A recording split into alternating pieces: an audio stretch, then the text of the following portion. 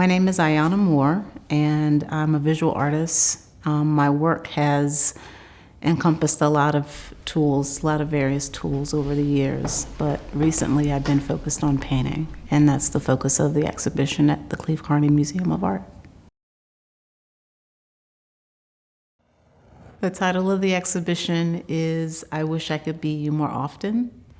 And it's actually inspired by the title of an album by an artist named Chris. And it's sound that's pulled from various sources. It's almost like a visual collage. And when I first heard it, I thought, that's very much like how I work. Either I'm pulling from various material sources or I'm inspired by different stylistic approaches, and those arrive in the kind of work that I make. It's a little bit of a pulling from a title that's already in existence, and that's pretty consistent with the kind of conversation that I have with different forms of media, poetry, other artists, other visual artists. I think is like shifting just the flatness. Mm-hmm. I'm also going to use that airbrush a bit, so that's going to create this other layer. The approach, I think, is a reflection of, I would say, the era in which I was born. So I think the aesthetics of the hip-hop generation is to be in conversation with the previous generation's creative work. So if you think about the role of sampling, you're in conversation with the artists that your parents listened to, and you're trying to kind of tease out your own aesthetic from their available material. And I think I approach my painting in that way. The painting reflects my study of art. It reflects the kind of artists I like to be in conversation with.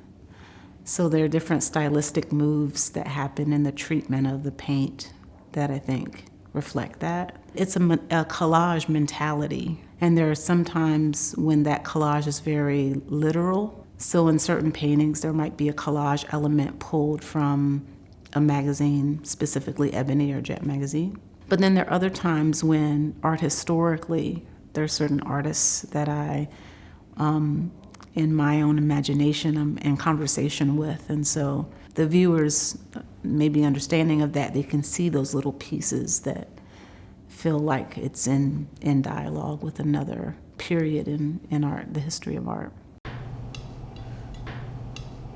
Color in the show is this fun way to extend what's happening in the painting and possibly kind of saturate the viewer in this kind of pleasure of color.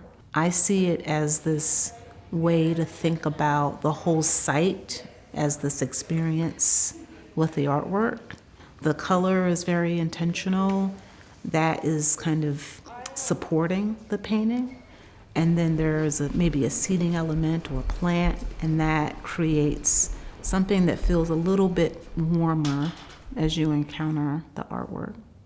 Outside of the museum, the entryway has a print, and that print is a photograph of a cabin that my ancestors lived in. And I've treated that print, this lithograph that uses that image as a ground, and I've worked on top of it. And this very kind of painterly, almost childlike markings on this image.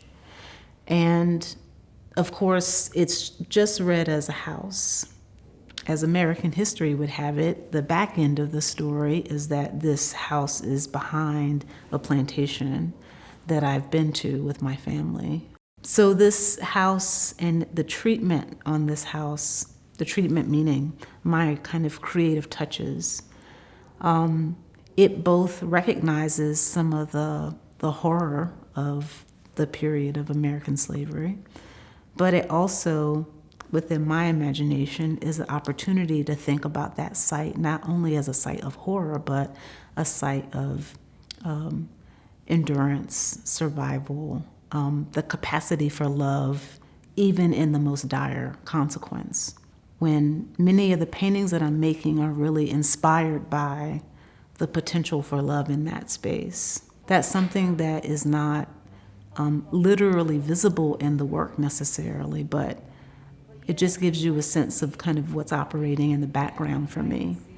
And then my ability in the current work to kind of launch from that to create a myriad of artworks that reflect the spirit of that freedom, with different imagery, with a different palette, and really focusing on the love aspect.